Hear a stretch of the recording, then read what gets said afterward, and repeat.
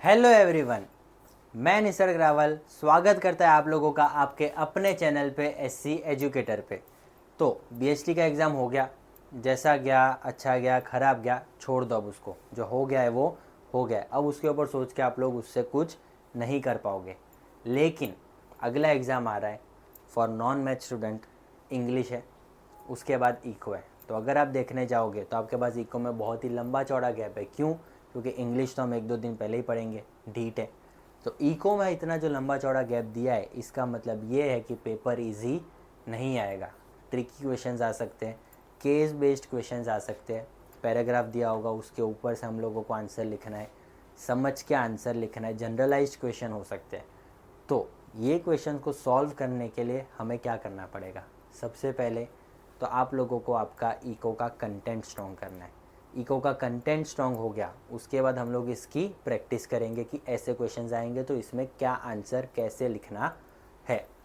तो content strong करने के लिए हमें क्या करना पड़ेगा? पढ़ना पड़ेगा, वीडियो लेक्चर्स देखने पड़ेंगे। अब ये वीडियो लेक्चर्स कहाँ मिलेंगे? इसी चैनल पे मिलेंगे। मैं निसर्ग रावल लेके आ गया है आईडी की सीरीज़। हम लोग आज से रोज़ आईडी का एक वीडियो अपलोड करेंगे। 8 चैप्टर है, 8 लेक्चर में आपका आईडी ख़त्म। वन शॉट वीडियोज़ आएंगे। आज से हम लोग शुरू करेंगे chapter 1, that is Indian economy on the eve of independence. तो चलो शुरू करते हैं। सबसे पहले Indian economy on the eve of independence का मतलब क्या होता है? Indian economy on the eve of independence मतलब हमें आज़ादी मिली उसके पहले हमारी इकोनॉमी का क्या हाल था। मतलब कि ब्रिटिशर्स जो रूल कर रहे थे उस टाइम पीरियड में उन्होंने क्या क्या किया था और उसकी वजह से हमारी इकोनॉमी पे क्या क्या अफेक्ट हुआ था, क्या क्या फ़र्क पड़ा था। अब ब्रिटिशर्स ने रूल करना कब से स्टार्ट किया था? So that was from the beginning of battle of Plassey, that is 1757।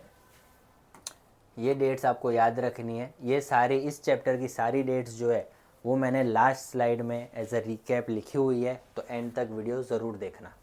दूसरा, it was known as prosperous economy. Prosperous economy का मतलब क्या होता है? We were self dependent, we were not independent on any one. हम लोग आत्मनिर्भर भारत जो आज चल रहा है ना, बस वैसा ही कि हम लोग किसी के ऊपर डिपेंडेंट नहीं थे। हमें जो भी चाहिए था हम लोग खुद प्रोड्यूस करते थे, खुद खाते थे, खुश थे। This is known as prosperous economy. Second is agrarian economy. Now agrarian economy क्यों बोला जाता है? क्योंकि हमारी कंट्री का जितना भी पॉपुलेशन था उसमें से 2/3 population was engage in agricultural sector. Around 75 to 85% of the population was engage in agricultural sector, इसीलिए it was known as agrarian economy. तीसरा, well known handicraft industries. Handicraft industries क्या होती है? जिसमें सारी चीज़ें हाथ से बनाई जाती है, मशीनरी बहुत ही कम यूज़ की जाती है। This is known as handicraft industries. Now इसके अंदर कॉटन और सिल्क इंडस्ट्रीज़ में बहुत ही ज़्यादा फेमस थे, यहाँ तक कि metal, precious stones etcetera. It also enjoyed a huge world wide market because of its reputation of high quality of raw materials and high standards of craftsmanship। मतलब कि इन शॉर्ट हमारे यहाँ पे टैलेंट बहुत ज़्यादा था, यहाँ तक कि जो रॉ मटेरियल्स हम लोग यूज़ करते थे उसकी क्वालिटी, उसका स्टैंडर्ड दोनों ही अच्छा होता था। नो डाउट प्रोडक्ट महंगे भी होते थे, लेकिन उसकी क्वालिटी उसके सामने वैसी ही मिलती थी। इसीलिए it enjoyed a huge world wide market, पूरी दुनिया में फेमस था बिकॉज ऑफ इट्स ये सारी क्वालिटीज़। अब ये था इंट्रोडक्शन। अब आ जाते हैं मेन टॉपिक पे, that is agricultural sector, industrial sector, foreign trade वगैरह वगैरह।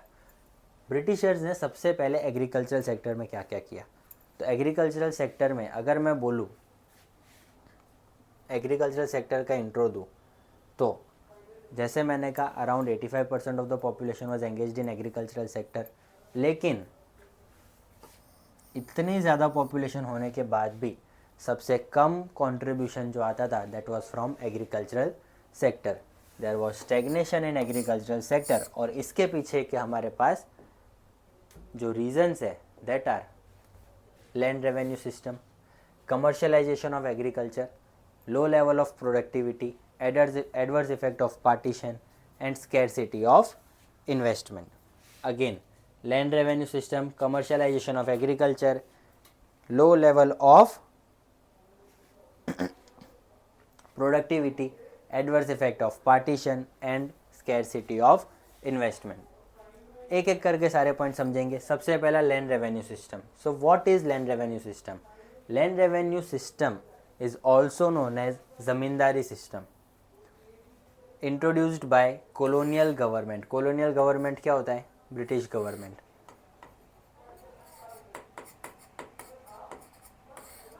सो it was introduced by British government leading to agricultural stagnation. जो सबसे मेन रीज़न है कि एग्रीकल्चर में स्टेग्नेशन या रुकावट की, स्टेग्नेशन का मतलब होता है रुकावट, एक ही जगह पे रुका हुआ है, उससे आगे नहीं बढ़ रहा है। तो रुकावट क्यों आई थी? बिकॉज ऑफ ज़मींदारी सिस्टम या फिर लैंड रेवेन्यू सिस्टम। अब इसमें होता क्या था? The cultivators were exploited. Cultivators मतलब फार्मर्स जो ये सारी चीज़ें ग्रो कर रहे थे, दे वर एक्सप्लॉयटेड। अब उनको एक्सप्लॉयट कैसे किया था? They faced high revenue demands and insecurity, lack of investment. Zamindar ने एग्रीकल्चरल डेवलपमेंट में कोई भी इन्वेस्टमेंट नहीं किया था। यहाँ तक कि ज़मींदार जो थे उनके ऊपर भी प्रेशर आता था। कहाँ से प्रेशर आता था? फ्रॉम ब्रिटिशर्स, कि अगर आप लोगों ने हमें टाइम टू टाइम टैक्स पे नहीं किया तो आपकी जो ओनरशिप ऑफ लैंड है वो भी हम ले लेंगे आप लोगों से। इसीलिए ज़मींदार्स के ऊपर प्रेशर आया, वो लोग फार्मर्स पे प्रेशर डालते थे। और इसके अंदर सबसे मेन चीज़ जो है दैट इज़ लगान, नोन एज टैक्स। ये पूरा point is based on tax. ज़मींदारी system introduce किया, ब्रिटिशर्स ने बोला कि आप लोगों को फार्मर्स के पास से लगान लेना है और उसमें से हमें देना है। अगर आप लोगों ने लगान नहीं लिया तो आपकी जो ओनरशिप है लैंड की वो भी हम लोग ले लेंगे। ये हो जाता है आपका सबसे पहला point, that is land revenue system. Second, commercialisation of agriculture. Commercialisation का मतलब क्या होता है कि पहले जो मैं प्रोडक्शन करता था ना वो मैं खुद के कंजम्पशन के लिए करता था और उसमें से अगर कुछ बच गया तो मैं मार्केट में बेचूंगा। कमर्शलाइजेशन ऑफ एग्रीकल्चर का मतलब हो गया कि अब मैं बेचने के लिए ही बना रहा हूँ। पहले मैं किसके लिए बनाता था? खुद के कंजम्पशन के लिए। यहाँ पे मैं क्या कर रहा हूँ? मैं बना ही इसलिए रहा हूँ ताकि मैं बेच पाऊँ। So production for sale. Farmers shifted to producing crops for market sale. Market sale में सबसे ज़्यादा डिमांड उस टाइम पे होती थी कैश क्रॉप्स की, that is cotton and jute. इसीलिए ब्रिटिशर्स ने उनकी डिमांड इंक्रीज कर दी क्योंकि उसमें ज़्यादा रेवेन्यू मिलता था। और इसके बदले में फार्मर्स को लालच दी कि अगर आप लोग कॉटन और जूट ग्रो करोगे तो हम आप लोगों को थोड़ा ज़्यादा पैसा देंगे, जिसकी वजह से वो लोग फूड क्रॉप से कैश क्रॉप पे शिफ्ट हो गए। अब अगर फूड क्रॉप से कैश क्रॉप पे शिफ्ट हो गए तो खाने की चीज़ें कौन बनाएगा? क्योंकि लालच तो सबको दी, तो खाने की चीज़ें कोई बना ही नहीं रहा था and that led to food shortage. तो ये हो जाता है कमर्शलाइजेशन ऑफ एग्रीकल्चर। तीसरा है लो productivity and vulnerability. Now low productivity क्यों थी? सबसे मेन नेग्लेक्ट ऑफ इंफ्रास्ट्रक्चर। ज़मींदार ने जो टैक्स लिया उन लोगों ने इंफ्रास्ट्रक्चर डेवलप ही नहीं किया था। इंफ्रास्ट्रक्चर के अंदर बहुत सारी चीज़ें आती है जैसे कि लैंड डेवलपमेंट हो गया, इरिगेशन फैसिलिटीज़ हो गई, रोड ट्रांसपोर्टेशन हो गया, टेक्नोलॉजी हो गई, वगैरह वगैरह। So the Britishers and zamindars did little to improve irrigation facilities और soil technology. Limited fertiliser use. Fertiliser use was minimal, further hindering agricultural productivity. क्योंकि फर्टिलाइजर यूज़ कम क्यों होते थे? क्योंकि हमारे पास उतना पैसा ही नहीं है कि हम लोग उतने ज़्यादा फर्टिलाइजर्स खरीद पाए। Reduced output. जब आप फर्टिलाइजर्स नहीं डालोगे अच्छे से क्रॉप होगा नहीं, अच्छी प्रोडक्टिविटी नहीं होगी। प्लस अगर आपके पास इंफ्रास्ट्रक्चर अच्छा नहीं है तो अगेन आप लोग अच्छे से प्रोडक्शन नहीं कर पाओगे and this led to reduce in output which led to low productivity. ये हो गया हमारा तीसरा पॉइंट। उसके बाद adverse effect of partition. Oh sorry, एक पॉइंट आगे पीछे हो गया लगता है। हाँ, अगला पॉइंट था स्कैरसिटी ऑफ इन्वेस्टमेंट। जो मैंने कहा कि जितने भी tenants, small farmers and share croppers wish to change their cropping pattern, क्यों? अगर आपकी लो प्रोडक्टिविटी है तो आप क्रॉपिंग पैटर्न चेंज करोगे, उसकी वजह से सॉइल में फर्टिलिटी भी आ सकती है, प्लस यहाँ तक कि आप लोगों का प्रोडक्शन भी अच्छा खासा होगा और आपका रेवेन्यू भी अच्छा होगा। लेकिन क्रॉपिंग पैटर्न चेंज करने के लिए हमें चाहिए था इन्वेस्टमेंट, और वो लोग नहीं कर पाए because of scarcity of investment. उनके पास ना रिसोर्स थे, ना टेक्नोलॉजी थी, ना इंसेंटिव थे कि वो लोग इसके अंदर इन्वेस्ट कर पाए, and this was the reason there was lowest level of productivity. इसके बाद अगर हम लोग पढ़े कि जो पार्टीशन हुआ था उसकी वजह से हमारी कंट्री में क्या फ़र्क पड़ा था।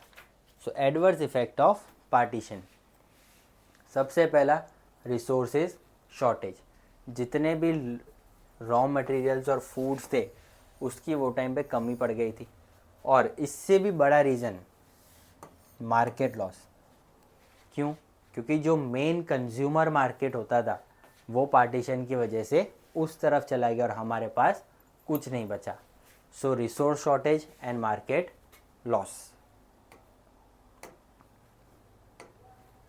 अब अगला है industrial sector.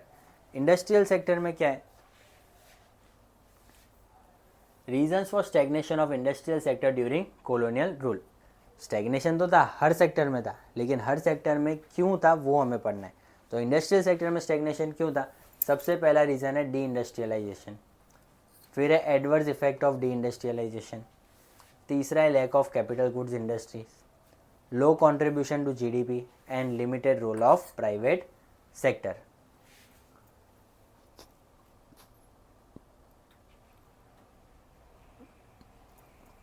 Now, deindustrialization, adverse effect of deindustrialization, capital good industries, low contribution to GDP and limited role of public sector. सबसे पहला deindustrialization and decline in handicraft industries. deindustrialization का मतलब क्या होता है कि हमारी कंट्री में जितनी भी इंडस्ट्रीज थी वो धीरे धीरे बंद होती जा रही थी।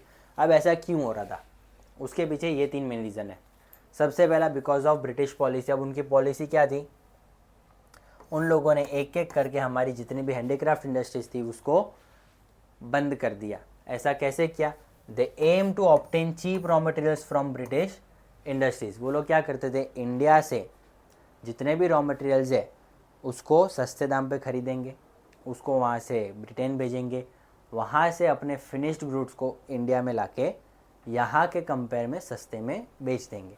This led to closing up of handicraft industries. क्योंकि हैंडीक्राफ्ट इंडस्ट्रीज और मशीन मेड गुड्स के सामने सस्ता कौन सा पड़ेगा? Machine made goods. सबसे ज़्यादा कौन सा जल्दी बनेगा? Machine made goods. तो बट अब वैसे धीरे धीरे मशीन मेड गुड्स ने पूरा मार्केट खा लिया और उसकी वजह से हमारी जो हैंडीक्राफ्ट इंडस्ट्रीज थी वो एक एक करके बंद होती गई। So this led to market domination. They sought to sell finished goods from British industries in India. उसके बाद है कॉन्सिक्वेंसेज ऑफ डी इंडस्ट्रियलाइजेशन या फिर adverse effect of deindustrialization, कि ये जो डी इंडस्ट्रियलाइजेशन हुआ उसकी वजह से हम पे क्या इफेक्ट आया। तो 3 तरीक़ों से इफेक्ट आया था। सबसे पहला, इंडस्ट्रीज बंद होती जा रही थी तो उसके अंदर जितने भी लोग काम कर रहे हैं वो लोग बेरोज़गार हो गए। So it led to high level of unemployment. सबसे पहला है हाई लेवल ऑफ अनएम्प्लॉयमेंट। दूसरा, अब इन लोगों को इसके अलावा कुछ और आता नहीं है, पढ़ाई लिखाई की नहीं थी, तो क्या करेंगे? बोले भैया गांव जाके खेती बाड़ी करेंगे। तो इसकी वजह से एग्रीकल्चरल सेक्टर पे बर्डन बढ़ गया। पहले से एग्रीकल्चरल सेक्टर में सबसे ज़्यादा पॉपुलेशन काम कर रही है, जो यहाँ से निकले वो लोग भी अब एग्रीकल्चर में जा रहे हैं। So this led to increase in burden on agricultural sector. अब एग्रीकल्चरल सेक्टर में भी इतने लोग काम करने घुस गए तो क्या होगा? This led to disguised unemployment. ये आगे काम आएगा। डिस्गाइज्ड अनएम्प्लॉयमेंट क्या होता है? जितने लोगों की ज़रूरत होती है उससे ज़्यादा लोग काम कर रहे होते हैं, that is known as disguised unemployment. And the third point is import dependence. हम लोग जो फिनिश्ड गुड्स थे अब उसके लिए किसके ऊपर डिपेंडेंट हो गए? ब्रिटिशर्स के ऊपर। क्यों? क्योंकि हमारे यहाँ पे जो इंडस्ट्रीज थी वो तो बंद हो गई। So this was adverse effect of partition. उसके बाद आता है lack of capital good industries, lack of capital good industries. अब कैपिटल गुड इंडस्ट्रीज होती क्या है?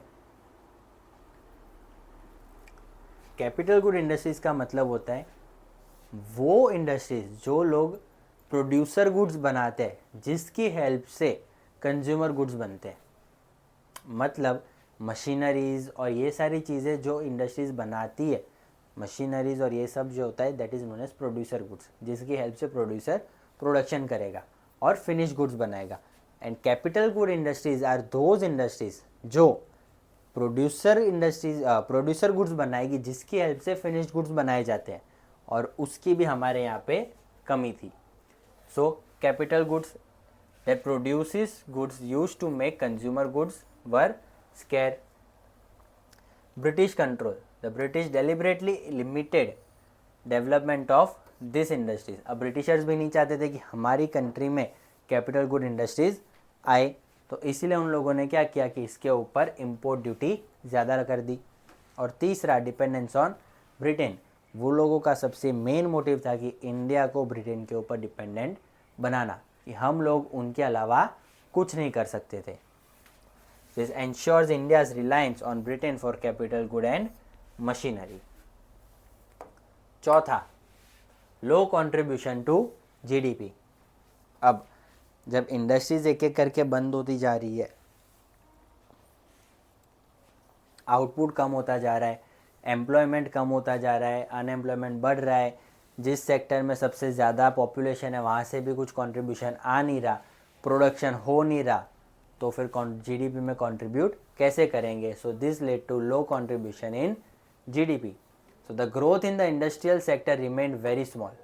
It was due to decline in output and employment in this sector. The development was confined to cotton textile mills in Maharashtra and Gujarat and jute textile mills in Bengal. मतलब कि जितना भी contribution हो रहा है या फिर जितना भी थोड़ा बहुत डेवलपमेंट हो रहा था वो भी कॉटन टेक्सटाइल मिल्स जो महाराष्ट्र और गुजरात में लोकेटेड थे और जूट मिल्स जो बंगाल में लोकेटेड थे, इसकी वजह से ही हो रहा था. अब इसके अंदर से एक और अगर हम इंडस्ट्रीज़ की बात कर रहे हैं सो टिस्को के ऊपर क्वेश्चन आ सकता है कि टिस्को का फुल फॉर्म क्या है या फिर व्हेन वाज इट इनकॉर्पोरेटेड. तो सबसे पहला टिस्को का full form is Tata iron and steel company. Tata iron and steel company and it was incorporated in 1907. तो ये याद रखना एमसीक्यूज में आ सकता है.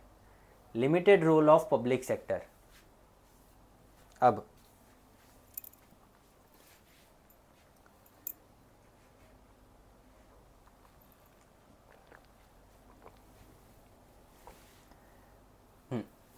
Limited role of public sector. तो सबसे पहला पॉइंट है लिमिटेड स्कोप कि public sector was confined to areas like railways, power and communications. दूसरा, lack of expansion. This limited role hindered the growth and development of industrial sector. कि भैया जो public sector था, पब्लिक सेक्टर मतलब कि government sector,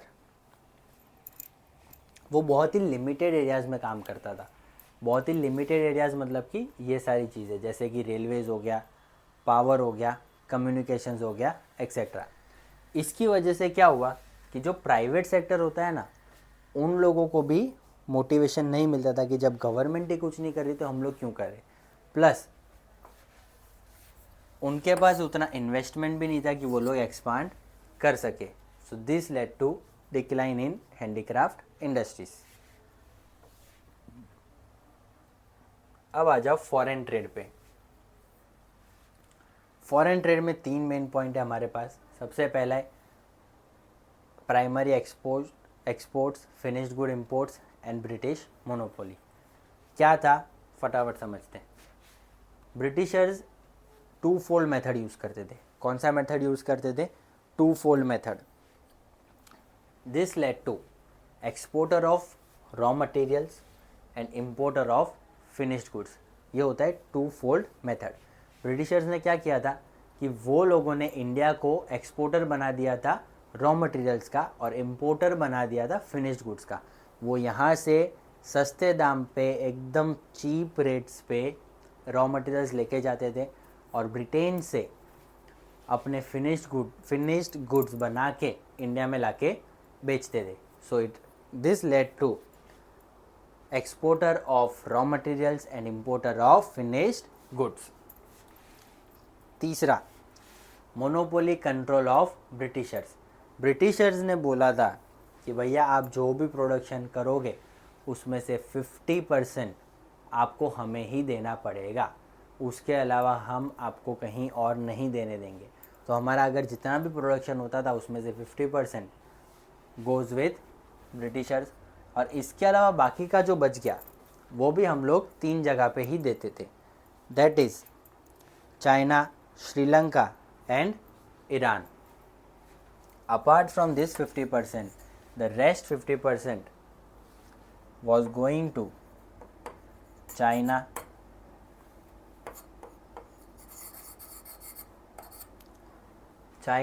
Iran and Sri Lanka.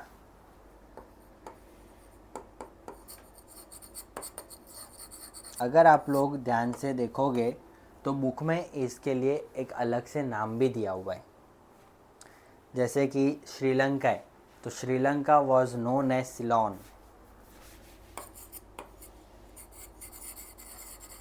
ऐसा कुछ spelling है शायद, CYELON या फिर CEYLON है, आई थिंक CYELON है।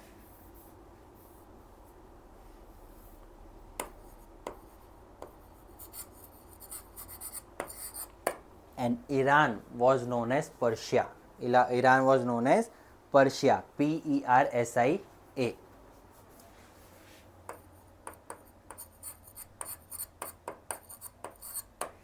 ओके, तो ये हो जाता है हमारा फॉरेन ट्रेड डायनामिक्स। फिर आता है drain of Indian wealth. Britishers के टाइम पे, ये फॉरेन ट्रेड के अंदर का ही पार्ट है कि ब्रिटिशर्स के टाइम पे, अब सिंपल सा क्वेश्चन आएगा ना दिमाग में कि भाई अगर हम एक्सपोर्ट ज़्यादा कर रहे हैं तो पैसा तो हमारे पास आएगा, पैसा अगर हमारे पास आ रहा है तो हमारे पास तो पैसा ज़्यादा होना चाहिए, लेकिन वो पैसा जा कहाँ रहा था? तो जो पैसा ज़्यादा आ रहा है that is because of export, so it is known as export surplus, it is known as export surplus.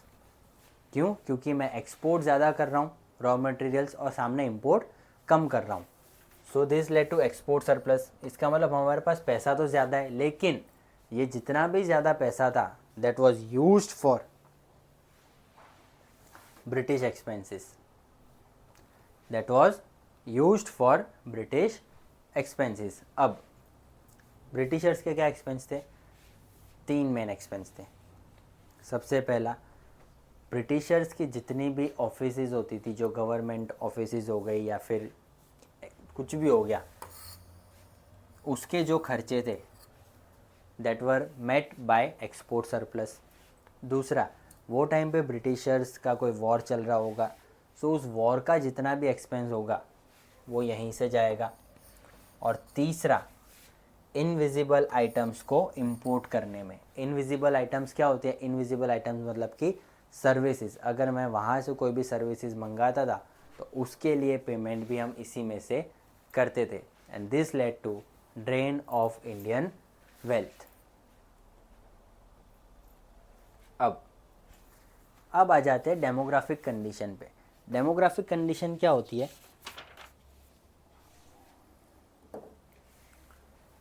जिस टाइम पे हमारी इकोनॉमी स्टैग्नेंट चल रही थी, उस टाइम पे हमारी कंट्री की डेमोग्राफिक कंडीशन क्या थी? मतलब कि हमारी कंट्री में बर्थ रेट कैसा था, डेथ रेट कैसा था, लिटरेसी रेट कैसा था, फिर इन्फेंट मोर्टेलिटी रेट कैसा था, पॉवर्टी कैसी थी, ये सारी चीज़ें के बारे में अगर जब हम बात करते हैं that is known as demographic conditions. तो सबसे पहला पॉइंट है high birth rate and death rate. लोग पैदा भी ज़्यादा हो रहे थे और मर भी उतना ही जल्दी रहे थे। सो बर्थ रेट और डेथ रेट क्या होता है?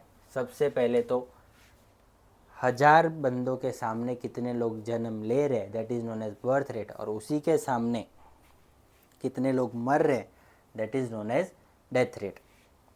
सो birth rate refers to number of children born. Birth rate refers to number of children born per thousand in a year. Number of children born per thousand in a year. And death rate refers to number of people died per thousand in a year. This was 48 and this was 40%. उसके बाद है लो literacy rate. लो literacy rate का मतलब क्या होता है? Literacy rate means कि हमारी कंट्री में कितने लोग पढ़ना लिखना जानते हैं. लिटरेसी का मतलब क्या होता है? जब मैं कोई भी एक लैंग्वेज में, इन एनी लैंग्वेज, अपना नाम बोल सकता हूँ, लिख सकता हूँ और साइन कर सकता हूँ, बस इतनी ही चीज़ों से लिटरेट माना जाता है एक इंसान. ये भी बहुत कम था. This was around 16%. और फीमेल लिटरेसी रेट तो उससे भी कम थी, लेस देन 7%. फिर पुअर हेल्थ फैसिलिटीज़. चलो यहाँ पे वाइड स्प्रेड पॉवर्टी है. So poverty was wide spread in India with a low standard of living for the majority of the population. The British policies and economic exploitation contributed to this widespread poverty. Already गरीबी ज़्यादा थी, plus Britishers की policies की वजह से ये और बढ़ता गया और this led to wide spread poverty in our country. उसके बाद है पुअर हेल्थ फैसिलिटीज़. उस टाइम पे हमारी कंट्री में इंफ्रास्ट्रक्चर इतना अच्छे से डेवलप्ड नहीं था, तो हमारे पास अच्छी हेल्थ फैसिलिटीज़ भी नहीं थी. सरकारी अस्पताल आप सबको पता है कैसी होती है. And this was one of the reason कि हमारी कंट्री में हाई डेथ रेट क्यों थी. उसके बाद है हाई इन्फेंट मोर्टेलिटी रेट. सबसे पहले तो ये समझो कि इन्फेंट मोर्टेलिटी रेट होता क्या है.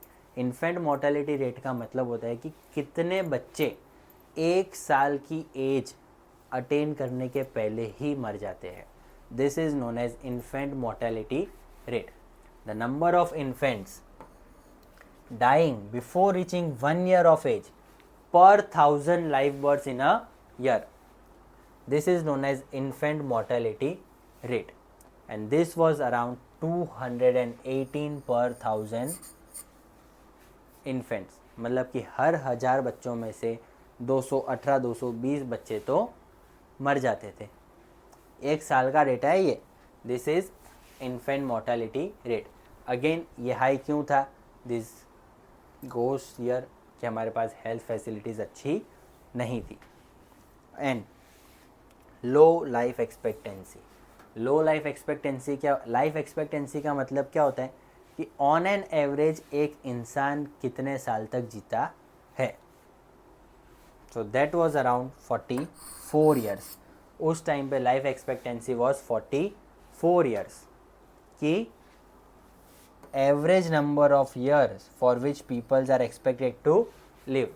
44 एवरेज नंबर था कि भाई इतना ही जिएगा, इससे ज़्यादा बहुत ही रेयर होता था. एंड दिस,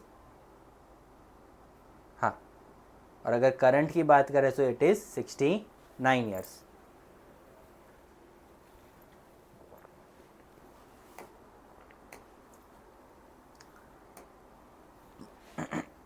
अब ये कुछ डेटा है.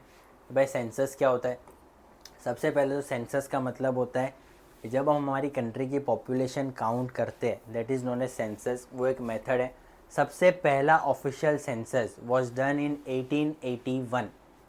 ध्यान से सुनना, 2 तरीके का क्वेश्चन आता है. एक होता है फर्स्ट ऑफिशियल सेंसस, तो इसका आंसर है 1881.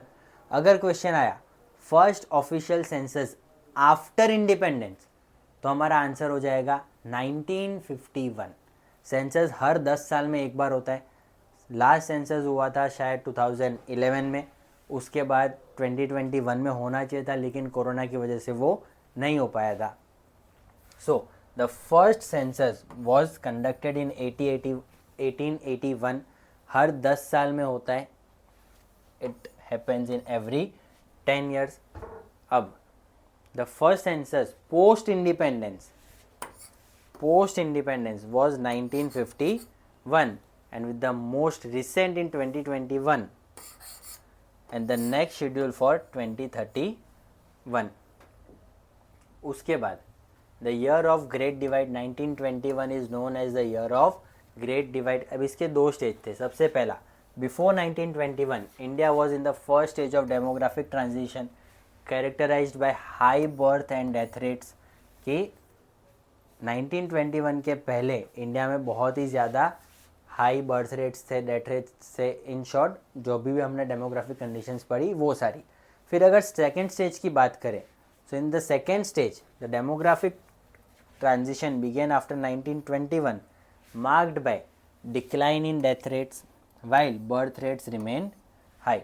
कि सेकेंड स्टेज की बात करें तो डेथ रेट्स जो थी वो धीरे धीरे कम होती जा रही थी क्योंकि हेल्थ फैसिलिटीज़ इम्प्रूव हो रही थी, पॉवर्टी कम हो रही थी एक्सेट्रा। लेकिन जो बर्थ रेट था वो अभी भी बहुत ही ज़्यादा था। उसके बाद stages of demographic transition, high birth rate and death rate, high birth rate and low death rate, और तीसरा है low birth rate and low death rate characterized by developed economy. National income and per capita income, limited attempts, expert contribution, doctor Rao's finding. ये सारी चीज़ें मैं अगर बोलूँ तो जो एनसीईआरटी में छोटे छोटे बॉक्स में दी होती है ना, ये वो सारी चीज़ें जिसके अंदर से भी क्वेश्चन आ सकता है कि नेशनल इनकम और पर कैपिटा इनकम के ऊपर बहुत ही कम लोगों ने रिसर्च की थी। There were limited attempts made, no serious efforts were taken to estimate India's national income and per capita income. इसके अंदर कुछ एक्सपर्ट्स थे जिन्होंने कंट्रीब्यूट किया था, that are Dadabhai Naoroji, William Digby, Findlay Shirras, VK RV Rao and RK Desai. लेकिन जो सबसे एक्यूरेट किसी का माना जाता है that is doctor Rao's findings were considered more significant than rest other, showing a national income growth of less than 2%। According to doctor Rao national income की growth थी वो 2% से भी कम थी, और पर कैपिटा इनकम ग्रोथ थी that was only 0.5% per year, जो बहुत ही खराब बात होती है। उसके बाद हम आ जाते हैं ऑक्यूपेशनल स्ट्रक्चर पे। नाउ ऑक्यूपेशनल स्ट्रक्चर क्या होता है? ऑक्यूपेशनल स्ट्रक्चर का मतलब होता है कि कौन से सेक्टर में कितना वर्कफोर्स डिवाइडेड है, this is known as occupational structure. Distribution of working individuals across different industries and sectors is known as occupational structure. Agricultural sector, industries and service. So a significant proportion of workforce is engaged in agricultural sector. Industry sector में manufacturing and industrial jobs from a key sector. The service sector includes IT, finance and other skilled professionals.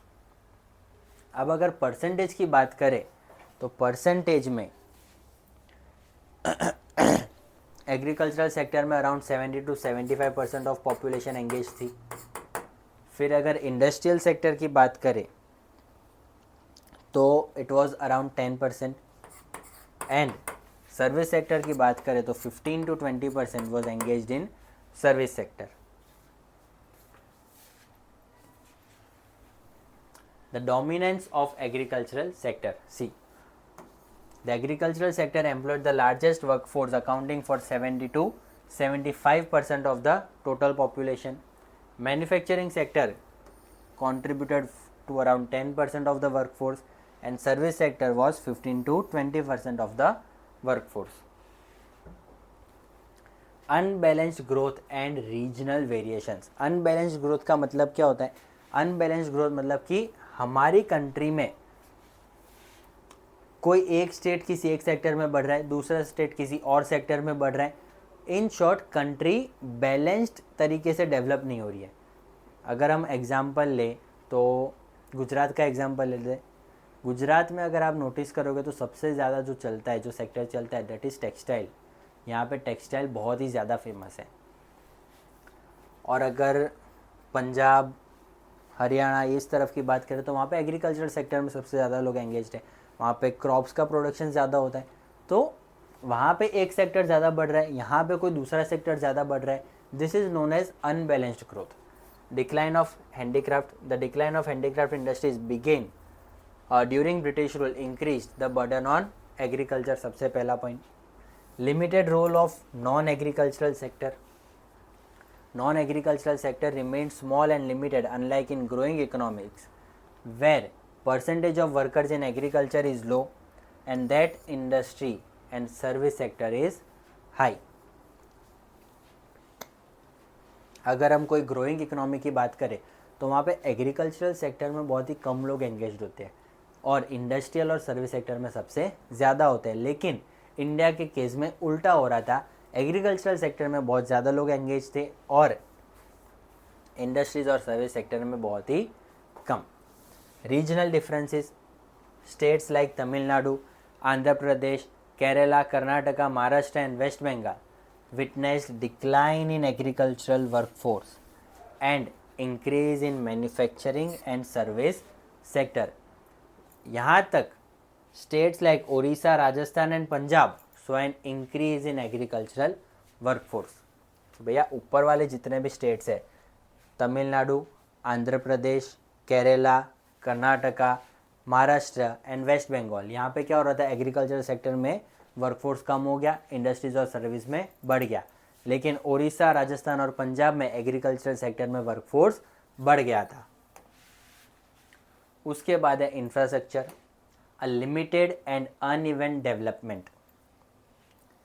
Roads बनाए थे, railways introduce हुआ था, air and water transport introduce हुआ था, यहाँ तक कि कम्युनिकेशन भी इंट्रोड्यूस किया गया था. लेकिन जो रोड्स थे देवर पुअरली मेंटेन और सबसे मेन मोटिव था इनका किसको सर्व करना, मिलिट्री सर्विसेज या फिर उनके जो रिसोर्सेज होते हैं उसको ट्रांसपोर्ट करने के लिए यूज़ किया जाता था. Railways were introduced in 1850 with mixed impact on national integration and British economic benefit. Mainly तो इसको ब्रिटिशर्स ने अपने फ़ायदे के लिए बनाया गया था. उसके बाद उसकी वजह से थोड़ी बहुत समाज सेवा भी हो गई थी. Air and water transport. Limited development due to foreign competition and lack of British support. Slow development focused on law and order and not economic growth. Communication जो था उस टाइम पे वो बहुत ही एक्सपेंसिव था, तो इसीलिए वो सिर्फ और सिर्फ लॉ एंड ऑर्डर को मेंटेन करने के लिए ही यूज़ किया जाता था या फिर कुछ अमीरजादों से यूज़ किया जाता था. देन ब्रिटिशर्स ने इतने सारे बुरे काम किए, लेकिन उनकी वजह से गलती से कुछ अच्छे काम हो गए थे. So that are positive impact या फिर positive contribution of British rule in India. सबसे पहला monetary system. They introduced monetary system of exchange. Before British rule हम लोग बार्टर सिस्टम से सारे गुड्स एंड सर्विसेज एक्सचेंज करते थे. बार्टर सिस्टम में क्या होता है, एक हाथ से गुड्स ले, उसके सामने दूसरे हाथ से दूसरा गुड दे दो. यहाँ पे इन लोगों ने क्या किया, गुड्स लो पैसा दो, बात ख़त्म. So introduction of monetary system. Effective administration. इससे इंडिया को पता चला आफ्टर इंडिपेंडेंस की एक कंट्री को कैसे चलाया जाता है. The established an effective system providing a model for governance. Commercial outlook. Forced commercialisation of agriculture, shifting focus to market prices. Commercial outlook का मतलब अगर मैं आप लोगों को बोलूँ so it was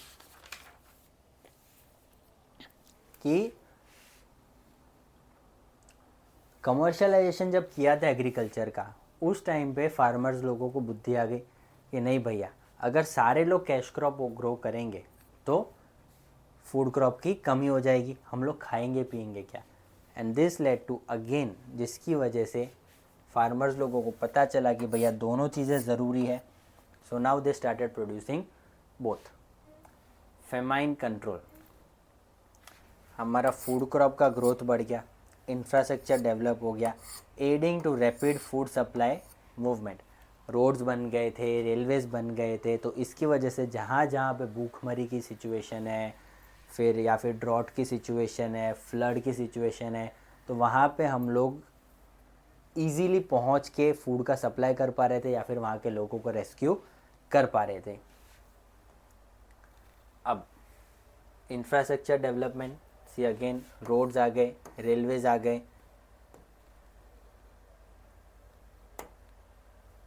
the construction of railways facilitated transportation and trade connecting different regions of India. Now ये होता है हमारा फर्स्ट चैप्टर ख़त्म। यहाँ पे फर्स्ट चैप्टर ख़त्म। अब फटाफट से क्विक रिकैप ले लेते हैं जितने भी डेट्स और डेटा था उसका।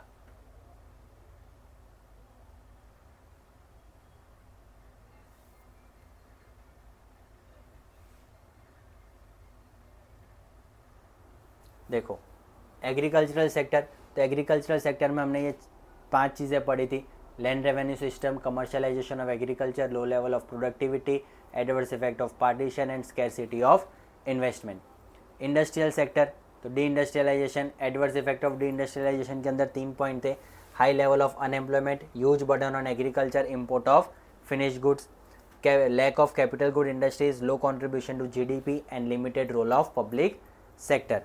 उसके बाद हम लोग आते हैं ऑक्यूपेशनल स्ट्रक्चर पे, फॉरेन ट्रेड पे और इंफ्रास्ट्रक्चर पे। तो फॉरेन ट्रेड के अंदर सबसे पहले तो ब्रिटिशर्स ने इंडिया को एक्सपोर्टर बना दिया था रॉ मटेरियल्स का, और इम्पोर्टर बना दिया था फिनिश्ड गुड्स का।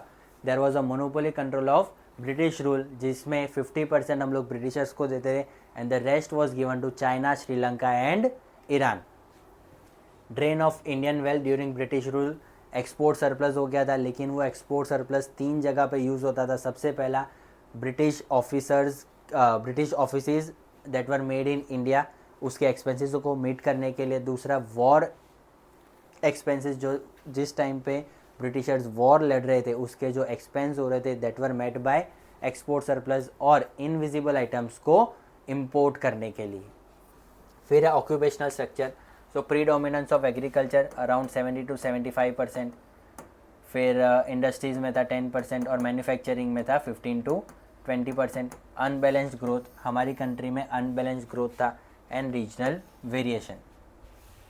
इंफ्रास्ट्रक्चर की बात करें तो they introduced roadways, railways, Airways, waterways and communication, जो सिर्फ और सिर्फ लॉ एंड ऑर्डर मेंटेन करने के लिए यूज़ किया जाता था।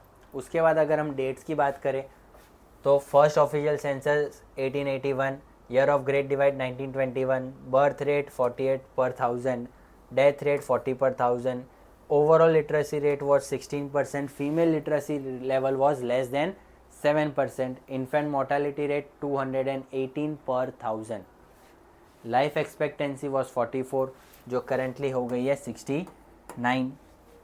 National income growth was less than 2% and per capita income was 0.5%, less than 0.5% per year. Positive contribution की बात करें तो इसको याद रखने की है एमफेस्ट, monetary system of exchange. F से आ जाएगा आपका चेक ऑन फेमाइंस, ई से आ जाएगा इफेक्टिव एडमिनिस्ट्रेशन, एस से आपका आ जाएगा self sufficiency on food grains और टी से आ जाता है आपका इंफ्रास्ट्रक्चरल डेवलपमेंट या फिर better means of transportation. So here we end with chapter number 1 of Indian economic development, that is Indian economy on the eve of independence. So I hope आप लोगों को समझ में आ गया होगा। अगर वीडियो पसंद आए तो लाइक करें, कमेंट करें और दोस्तों के साथ भी शेयर करें। मिलते हैं अगले वीडियो में, तब तक के लिए बाय बाय।